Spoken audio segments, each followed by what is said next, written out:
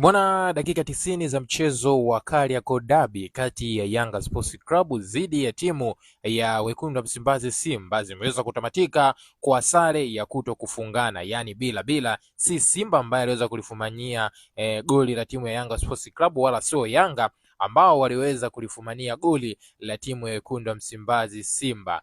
Mchezo umetamatika kila mmoja akiweza kugawana alama moja na mwenzake Simba akijiokotea alama moja, huku Yanga Sports Club akiondoka na alama moja. Sasa tumetoka kushuhudia mchezo ambao kiukweli ulikuwa una tension kubwa kwa timu zote mbili, lakini tumeweza kushuhudia Simba ambayo imekuwa ina mabadiliko kwa kiasi kikubwa kwenye mchezo huu dhidi ya Yanga Sports Club ndani ya dakika 90.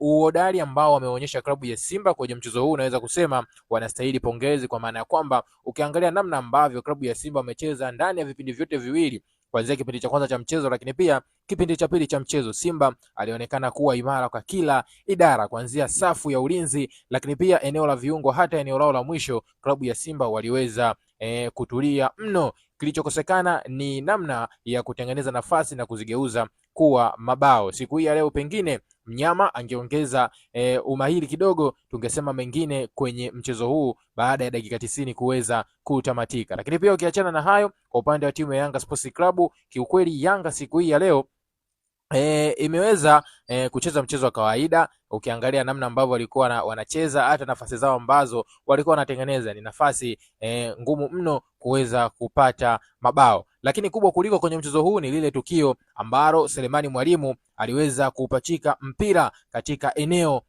la golini kwenye timu ya Yanga Sports Club, lakini mwamuzi wa mchezo aliamuru ile ni offside na sio goli la uhalali. Sasa ukiangalia namna ambavyo mpira unatoka kwa mchezaji Anicent Oura kuelekea kwa mchezaji Selemani Mwalimu, unaweza kuona Mwalimu akuwepo katika eneo la kuotea, alishatoka kwenye eneo la kuotea na kujiweka sehemu ambayo sio ya kuotea, lakini mwamuzi wa mchezo alitafsiri ya kwamba ile ilikuwa ni offside. Lakini kabla tukio hilo Selemani Mwalimu kuonekana ameotea, kuna tukio jingine nyuma lilitokea ambapo mabeki pamoja na golikipa hata Djigui Diarra alikuwa wanalalamikia kwamba kulikuwa kuna mguso wa mkono wakati mpira unamkuta Selemani Mwalimu kabla ya tukio la mwisho la kwenda kupachika mpira nyavuni na goli kuweza kukataliwa na mwamuzi ya kuwa ni offside. Una maoni gani kuhusiana na hiki mwana mchezo wangu? Ndio tuandikie kupitia sehemu ya comment, bila kusahau kulike, kushare na kutufollow.